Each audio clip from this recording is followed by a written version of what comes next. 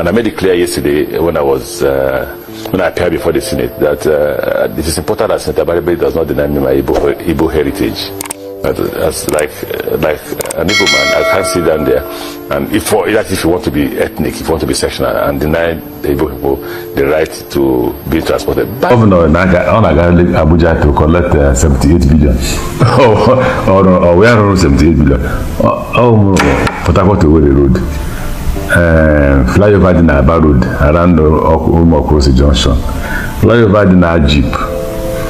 150 primary health centers, and finally over 350 primary schools.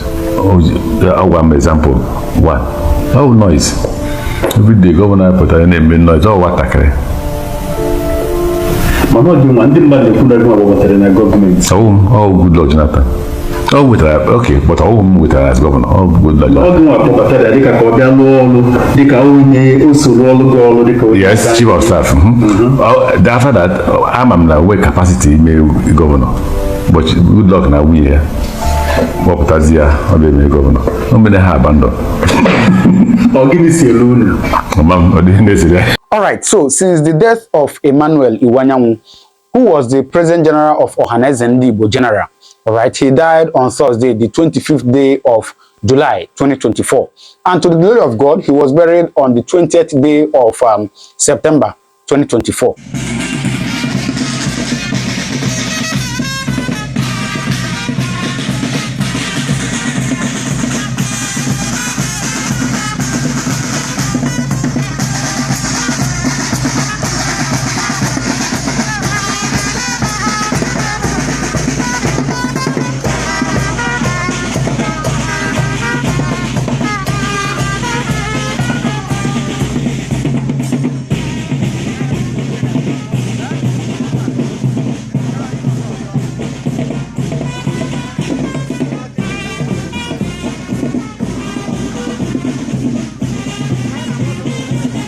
And we pray that may his soul rest in perfect peace.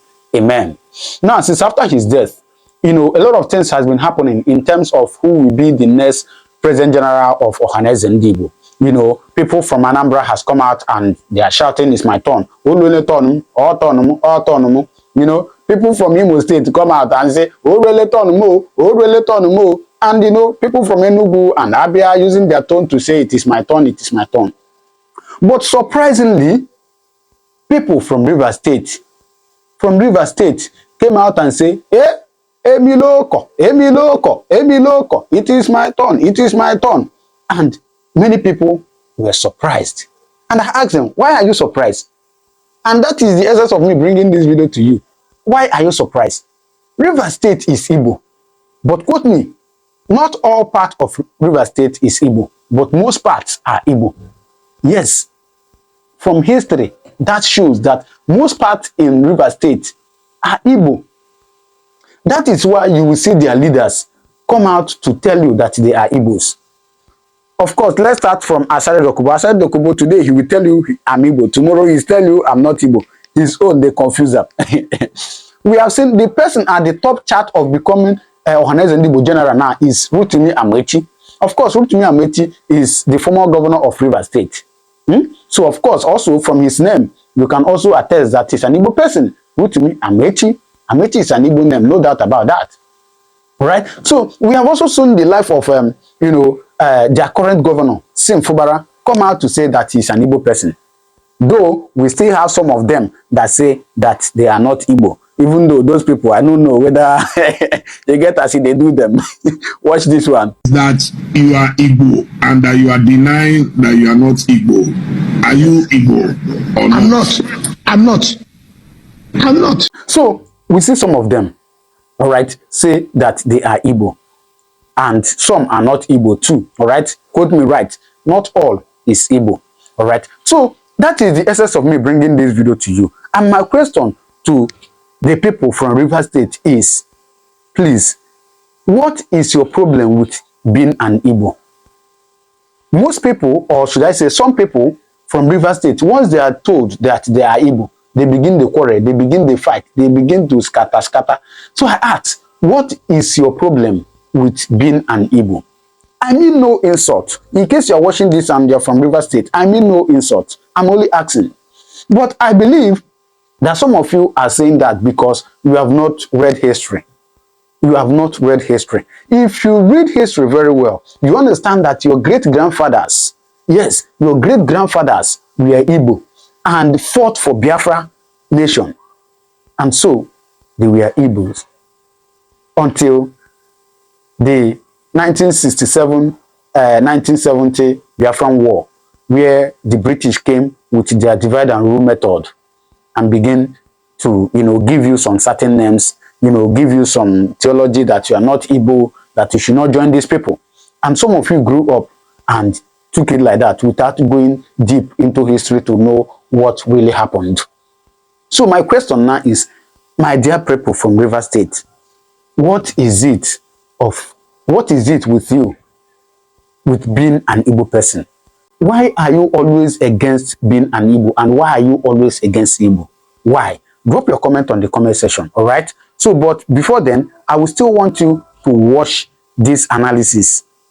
Now, the election of who will be the President General of Ohanaeze and Igbo will be on next month, being January 2025, all right? So I'll still bring the updates for us here, all right? But please, just take time to listen to this analysis. As you're watching it, in case you're coming across my channel for the first time, do not forget to subscribe, all right? Amaechi is one man that have not denied his Igbo heritage.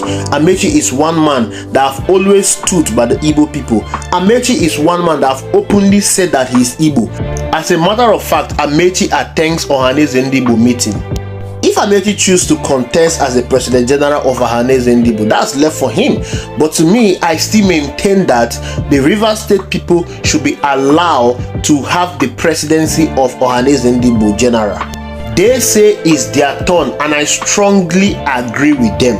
The question of whether the Rivers State people, especially the Ikwere ethnic group, are Igbos has been a topic for a very, very long time. But you need to understand the reason why there is this divergent view regarding Rivers State people being Igbo or not Igbo people. This debate didn't start today. It's been a long-age debate. This whole thing started during the creation of Rivers State in 1967, during the war. This was not done by the people in Rivers State. This was done by the leaders in Rivers State. They decided to carve out a distinct identity separate from the Igbo people. This was done to avoid marginalization and ensure political survival in the new state that was created. You also need to understand why the state was created. Some sort of propaganda was sold to the people of Rivers State that they need to be on their own so that they will not support the Biafran cause. Remember, the Nigerian government was fighting Biafra. In the midst of the war, they wanted everything possible to demoralize and destabilize the Biafran troops. The Nigerian government sought for some kind of alliance with the Rivers State people in order to join the Nigerian government to fight the Biafran people. And the promise they gave to these people who were occupying the then instant region, there was nothing like Rivers State before the war. The promise they gave to them is that they are going to give them their own state, which is Rivers State. That was how Rivers State was created.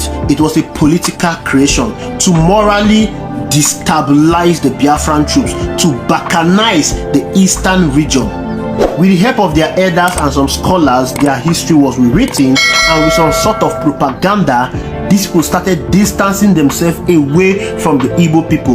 But when you go to Rivers State today, you will not take away the fact that they are called Igbo people, because 80% of communities in Rivers State are Igbo communities. When you go to Rivers State, these people, they have the same cultural affiliation with the Igbo people, the same language with the Igbo people. The Ikwere language, for instance, is widely recognized as a dialect of the Igbo language. Many Ikwere people share common customs, tradition, and ancestry with the Igbo of the southeast. Despite political effort to differentiate themselves, the cultural heritage and historical bounds are undeniable. Like I said, before the creation of Rivers State, the region was part of the eastern region, which was predominantly Igbo speaking. The boundaries that separate rivers from the southeast today are political, not cultural. Aside the Ikwere people, other communities in Rivers State like the Eche, the Ndoni, the Opobo, they have ancestral ties that link them directly to the Igbo people. When I said 80% of communities in Rivers State are Igbo speaking communities, I'm not mixing what. Now, let me list them out to you. You have the Ikwere ethnic group, which has always been the bone of contention. The Ikwere ethnic group are the largest ethnic group in Rivers State, and they are dominated by Igbo people in towns like Port Harcourt, Obiakpo, Emoha, Isiokpo, Omagwa, Elele, Alo, and others. And then you have the Eche ethnic group, which is dominated by the Igbo people in Eche, Okehe, Afara, Igbo Eche, Obibi. You also have the Ndoni community that has the Oba Ebwema and Ndoni, which is the Onega local government area. And then you have the Omuma community. You also have some communities in Eleme that have cultural ties to the Igbo people. You have Oyibo, which was formerly Obibo. The name was changed from Obibo to Oyibo after Rivers State was created during the war. You also have communities in Opobo. As a matter of fact, the governor of Rivers State is from Opobo. This man speaks Igbo fluently.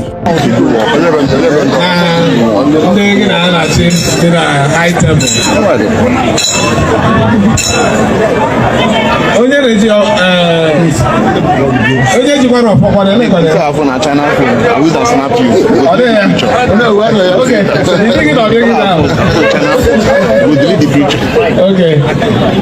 Ndị ọdọ dị ya na nga ndị isi ere awọdị nga ndị inyem ndị isi ụmụasa awụ ụkpụrụ ndị Igbo ndị ekele unu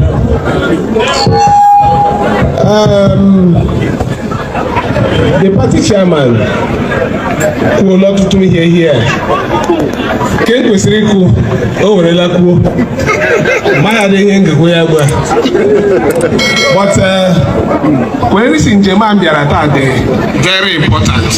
Ọ ga-adịkwa mmasị nkwutukwa one or two things. Ụmụnne m, ndị nwe m na ndị nwe here, ihe m chọrọ ime unu asọwụ ihe dum chairman kwuru unu were ndekọ dị mma ndekọ unu chọrọ ịnụ. With this, you can now see how Igbo land was politically balkanized, with so many communities having lost identities. This should give you a perspective to understand why it is important for a Rivers man to become the President General of Ohanaeze Igbo. Making a Rivers man to be the President General of Ohanaeze Igbo will be a powerful statement of inclusion and unity. As you have seen and read so far, the Igbo identity of Rivers people has been a subject of contention, and this has led to a sense of separation and at times marginalization. The reason why the people of Rivers State wanted a state of their own is because of marginalization. This is the same reason why the people of Anyoma State are also crying for their own state.